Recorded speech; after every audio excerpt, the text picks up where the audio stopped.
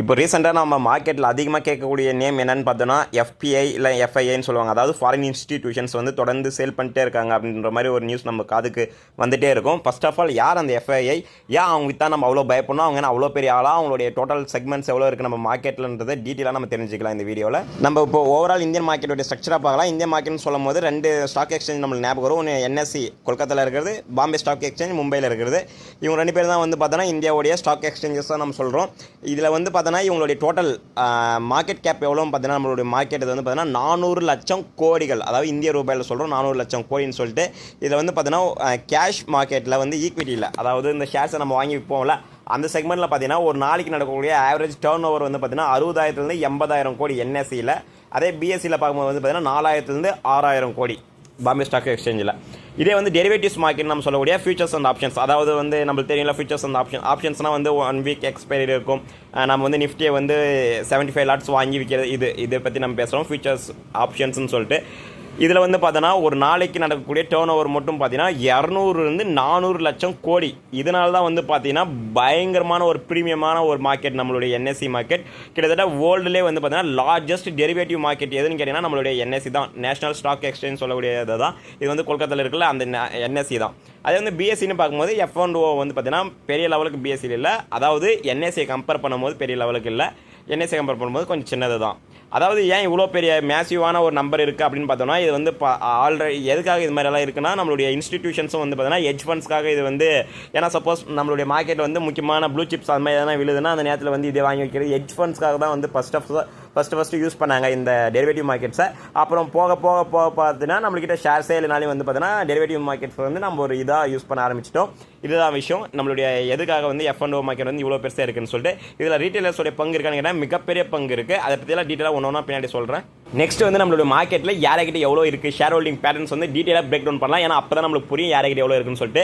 First of all நம்ம யார்கிட்டன்னு பார்த்தோம்னா promoters வந்து பார்த்தீங்கன்னா 48% 50% வந்து ஹோல்டிங் வச்சிருக்காங்க நம்மளுடைய மார்க்கெட்டில். கிட்டத்தட்ட பார்த்தீங்கன்னா ஒரு 200 லட்சம் கோடி வந்து பார்த்தீங்கன்னா ப்ரொமோட்டர்ஸ் கிட்ட தான் இருக்குது அப்படின்னு நம்ம ரிப்போர்ட் சொல்லுது. அதாவது ப்ரொமோட்டர்ஸ்னால் யார், அவங்க எதுக்காக என்னது அப்படின்னு நம்ம கேட்டோம்னா, ப்ரொமோட்டர்ஸ் தான் வந்து ஃபஸ்ட்டு அந்த கம்பெனியை உருவாக்கக்கூடியவங்க, ஃபவுண்டிங் ஃபேமிலிஸ்னு சொல்லுவாங்க. இல்லை வந்து அந்த ஒரு கம்பெனியாக இருக்குன்னா அது டோட்டலாக வந்து கண்ட்ரோல் பண்ணுறது இவங்களா தான் இருப்பாங்க. அதாவது நம்மளுடைய டாடா குரூப்ஸ்க்கு எடுத்துக்கிங்கன்னா டாடா சன்ஸ், அதே மாதிரி ரிலையன்ஸ்க்கு எடுத்துக்கிங்கன்னா முகேஷ் அம்பானி, இவங்க தான் வந்து பார்த்தீங்கன்னா அவங்களுக்கு இருக்கக்கூடிய ப்ரொமோட்டர்ஸ் அந்த கம்பெனிக்கு. ஸோ இவங்க வந்து என்ன பண்ணுவாங்க அப்படின்னு பார்த்தீங்கன்னா, இவங்க வந்து மேஜரான ஒரு டிசிஷன்ஸ் அந்த கம்பெனி எந்த டிசிஷன் எடுக்கனாலும் இந்த ப்ரொமோட்டர்ஸ் தான் வந்து எடுப்பாங்க. ஏன்னா ப்ரொமோட்டர்ஸ் வச்சு தான் அந்த வந்து போர்ட் மீட்டிங்ஸ் எல்லாம் நடக்கும். நெக்ஸ்ட் என்னென்ன ரெஃபார்ம் பண்ணுறது எல்லாமே வந்து பார்த்தீங்கன்னா இவங்களுடைய முடிவு தான் அங்கே எல்லாமே. ஸோ இவங்க தான் வந்து ப்ரொமோட்டர்ஸ்னு சொல்லக்கூடியவங்க. இவங்களுடைய சிக்னிஃபிகண்டான ஒரு போர்ஷன் இருக்குது மார்க்கெட்டில். கிட்டத்தட்ட 50% வந்து பார்த்தீங்கன்னா ப்ரொமோட்டர்ஸ் கிட்ட தான் இருக்குது. நெக்ஸ்ட் யார்கிட்ட இருக்குன்னு பார்த்தீங்கன்னா எஃப்ஐஐ ஃபாரின் இன்ஸ்டிடியூஷன்ஸ் வந்து பார்த்தீங்கன்னா கிட்டத்தட்ட 18% 20% வந்து பார்த்தீங்கன்னா அவங்க வச்சிருக்காங்க நம்மளுடைய மார்க்கெட்டில்.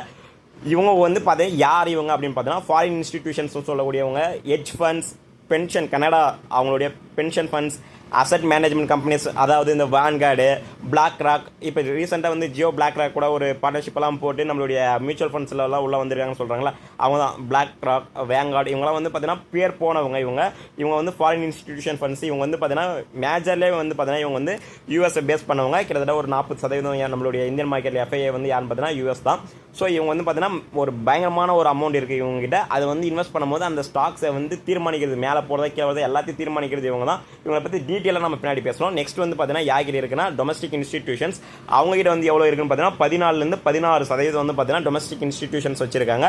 இவங்களுடைய முக்கியமான யார் இதில் முக்கியமான ஆள் நம்ம பார்த்தோம்னா அது வந்து எஸ்பிஐ அண்ட் எல்ஐசி. இவங்க வந்து அதையும் நம்ம டீட்டெயிலாக பின்னாடி பேசலாம். இவங்க வந்து பார்த்தீங்கன்னா இந்தியன் மியூச்சுவல் ஃபண்ட்ஸ்னு சொல்லுவாங்க.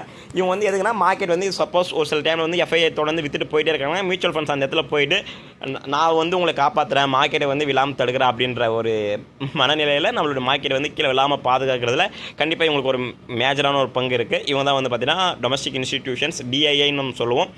நெக்ஸ்ட் வந்து பார்த்தீங்கன்னா ரீட்டைல் இன்வெஸ்டர்ஸ், நம்மள மாதிரி ஆளுங்க. நாம் வந்து பார்த்தீங்கன்னா ஒரு 10% இருக்கும். நம்ம நினைக்கலாம் ரீட்டைலர்ஸ்னால் அவ்வளோ பெரிய இது இருக்காங்களான்னு கேட்டால் ரீட்டைலர்ஸ் வந்து தனித்தனியாக இருக்காங்க. கிட்டத்தட்ட இப்போ ஃபாரின் இன்ஸ்டிடியூஷன்ஸோ இல்லை வந்து டிஐஐ எஃப்ஐஐ எடுத்தோன்னா கிட்டத்தட்ட அவங்க வேறு என்ற அளவில் தான் இருப்பாங்க. பட் ரீட்டைலர்ஸ் வந்து பார்த்தீங்கன்னா எண்ணிக்கையில் பயங்கரமான, கிட்டத்தட்ட இப்போ டிமேட் அக்கௌண்ட்ஸே வந்து பார்த்தீங்கன்னா இந்தியாவில் வந்து ஒரு 20 கோடியை தாண்டிடுச்சு அப்படின்னாலும் சொல்கிறாங்க. ஸோ இவ்வளோ ரீட்டைலர்ஸ் இருக்காங்களா? எஸ், இவ்வளோ ரீட்டைலர்ஸ் இருக்காங்க. எல்லாம் தனித்தனியாக பிரிஞ்சு இருக்காங்க. ஸோ அதனால தான் நம்ம வந்து மேஜராக நம்மளால் எதுவுமே பண்ண முடியறதில்ல. எல்லாமே நம்மளுக்கு தெரிஞ்சது தான். ஆடுங்களாம் ஒன்று மந்தியாக இருந்துச்சுன்னா அது வந்து ஜெயிக்க முடியாது. தனித்தனியாக பிரித்து விட்டோம்னா எல்லாம் புலி போயிட்டு ஒவ்வொன்றா போய் அடித்து சாப்பிடுவாங்க. அந்த கதை தான். அதே தான் வந்து எஃப்ஐஐஸ் மேஜராக பண்ணுவாங்க. கிட்டத்தட்ட அவங்க அதே கணக்கு தான். ஸோ ரீட்டைலர்ஸோடைய பங்கு வந்து பார்த்தீங்கன்னா 10% இருக்குது. பட் ஆனால் நம்ம ஒற்றுமையாக இல்லை. ஏன்னா எல்லாருக்குமே எவ்வளோ பேர் எப்படி கம்யூனிகேட் பண்ணுறது, தட் இஸ் த ரீசன். ஆனால் அவங்களுடைய போர்ஷன்ஸ் அதிகன்றதை நம்ம மறந்துட வேணாம். நெக்ஸ்ட் வந்து பார்த்தீங்கன்னா ஹெச்என்ஐஸ் இல்லை என்பிஎஃப்சிஸ்ன்னு சொல்லுவாங்க. இவங்களுடைய பங்கு வந்து பார்த்தீங்கன்னா 7-9% இருக்குது. இவங்க வந்து யாருன்னா ஹை லெவலில் ஒர்த்தான ஒரு பிளேயர்ஸ், அதாவது காசு அதிகமாக இருக்கும், இவங்ககிட்ட பணம் அதிகமாக இருக்கும். ஸோ இவங்க வந்து ஃபினான்ஷியல் இன்ஸ்டிடியூஷன்ஸ்னு சொல்லலாம், கார்ப்பரேட் பாடிஸ்ன்னு சொல்லலாம். இவங்க வந்து பார்த்தீங்கன்னா இவங்களுக்கு வந்து ஒரு 9% வந்து பார்த்தீங்கன்னா நம்மளுடைய இந்தியனுடைய மார்க்கெட்டில் அவங்களுக்கும் பங்கு இருக்குது. இப்போ எஃப்ஐஐயோடைய டீட்டெயிலாக அனலைஸ் பண்ணலாம். அதாவது ஃபாரின் இன்ஸ்டிடியூஷனோடைய ஃபண்ட் வந்து நம்மளுடைய இந்தியன் மார்க்கெட்டில் எவ்வளோ இருக்குது, ஈக்விட்டிஸ்லாம் பார்க்கும்போது 60-65 லட்சம் கோடிகள் வந்து நம்மளுடைய இந்தியன் மார்க்கெட்டில் வச்சிருக்காங்க. அதில் வந்து நம்ம டீட்டெயிலாக நம்ம பிரேக் பண்ணலான்னு பார்த்தோன்னா ஈக்விட்டிஸ், அதாவது ஷேர்ஸ், அதில் வந்து பார்த்தீங்கன்னா அவங்களுக்கு வந்து 85% வச்சிருக்காங்க. 50-55 லட்சம் கோடி வந்து பார்த்தீங்கன்னா ஈக்விட்டிஸாக தான் வச்சிருக்காங்க. அம்மா வந்து டெப்ட், நம்ம வந்து பாண்டு சொல்லுவோம்ல, பாண்டு வந்து இப்போ நாமளே நிறைய பாண்டெல்லாம் வாங்கலாம்னு சொல்லிட்டு 10% இன்ட்ரெஸ்ட்டில் கொடுக்குறாங்க. அது மாதிரிலாம் நம்ம சொல்லுவோம்ல, அது மாதிரி பாண்டு வந்து அவங்க வாங்கியிருக்காங்க. அவங்க வந்து எவ்வளோ வாங்கியிருக்காங்கன்னா 12-15% வந்து பார்த்தீங்கன்னா பாண்டில் வந்து இன்வெஸ்ட் பண்ணியிருக்காங்க. கிட்டத்தட்ட அதில் ஒரு 10 லட்சம் கோடி வந்து அந்த அளவுக்கு அவங்க இன்வெஸ்ட் பண்ணுறாங்க. நெக்ஸ்ட்டு வந்து பார்த்தீங்கன்னா சும்மா அது இதுன்னு சொல்லிட்டு ஒரு 2-3% சொல்கிறாங்க. நம்மளுடைய இந்திய மார்க்கெட்டில் யார் எந்த ஃபாரின் இன்ஸ்டிடியூஷன்ஸ் இருக்காங்கன்னு பார்த்தீங்கன்னா யூஎஸ் பேஸ் பண்ணவங்க வந்து பார்த்தீங்கன்னா 40-45% வந்து பார்த்தீங்கன்னா நம்மளுடைய இந்தியன் மார்க்கெட்டில் வந்து அமெரிக்காவை பேஸ் பண்ணவங்க தான், யூஎஸ் பேஸ் பண்ணவங்க தான். யூகே அண்ட் யூரோப் காண்டினென்ட்ஸை வந்து பேஸ் பண்ணவங்க வந்து பார்த்தீங்கன்னா 25-30% எஃப்ஐஐ வந்து பார்த்தீங்கன்னா அங்கேருந்து தான் வராங்க. சிங்கப்பூர்லேருந்து வந்து பார்த்தீங்கன்னா 10-12% நம்மளுக்கு இன்வெஸ்ட்மெண்ட்ஸ் வருது சிங்கப்பூர்லேருந்து. அப்புறம் மொரேஷியஸ்லேருந்து 6-8% இருக்குது.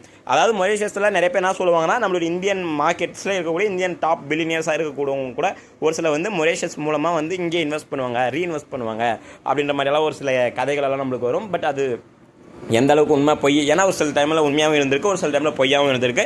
ஸோ இந்த மாதிரியான ஒரு விஷயமும் இருக்குது மொரேஷியஸை பொறுத்த வரைக்கும். எஃபிஐ வந்து பார்த்தீங்கன்னா தொடர்ந்து வந்து ஃப்ளோ எந்த அளவுக்கு இருக்குது நம்மளுடைய மார்க்கெட்டில், அவங்க எந்த அளவுக்கு வந்திருக்காங்க இல்லை எந்த அளவுக்கு வெளியே எடுத்துருக்காங்க அப்படின்னு நம்ம பார்த்தோன்னா 2020 அதாவது கோவிட் கிராஷ்க்கு அப்புறமா வந்து பார்த்தீங்கன்னா பயங்கரமாக உள்ளே வந்துட்டே தான் இருந்தாங்க. 2020 வந்து பார்த்தீங்கன்னா 1.5 லட்சம் கோடி அளவுக்கு வந்து பார்த்தீங்கன்னா நெட்டாக வந்து உள்ளே வந்துச்சு நம்மளுடைய இந்திய மார்க்கெட்டுக்கு. அதே மாதிரி 2021 பார்த்தீங்கன்னா 2.5 லட்சம் கோடி, 2022 பார்த்தீங்கன்னா 2 லட்சம் கோடி, 2023 வந்து 1.8 லட்சம் கோடி, 2024 வந்து பார்த்தீங்கன்னா ஒரு செப்டம்பர் வரைக்கும் அவங்களுடைய இன்ஃப்ளோ வந்துட்டு நம்மளுக்கு வந்துகிட்டே இருந்துச்சு. பட் செப்டம்பர் பின்னாடி வந்து பார்த்தீங்கன்னா நம்மளுடைய மார்க்கெட் வந்து ஆல் டைம் அடித்த பின்னாடி 26,500 பாயிண்ட்ஸ் வந்து ஆல் டைம் அடிச்சதுக்கு அப்புறமா வந்து பார்த்தீங்கன்னா தொடர்ந்து அவுட்ஃப்ளோ தான். அதுவும் இல்லாத இந்த வருஷம் 2025 பார்த்தோன்னா பயங்கரமான ஒரு அவுட்ஃப்ளோ பயங்கரமாக போயிட்டே இருக்குது மார்க்கெட்டில். அதுவும் இந்த ரீசெண்டாக இந்த ஆகஸ்ட் செப்டம்பர்லாம் ஐயோ பயங்கரமான ஒரு மார்க்கெட்லேருந்து பணம் வெளியே போயிட்டே இருந்துச்சு.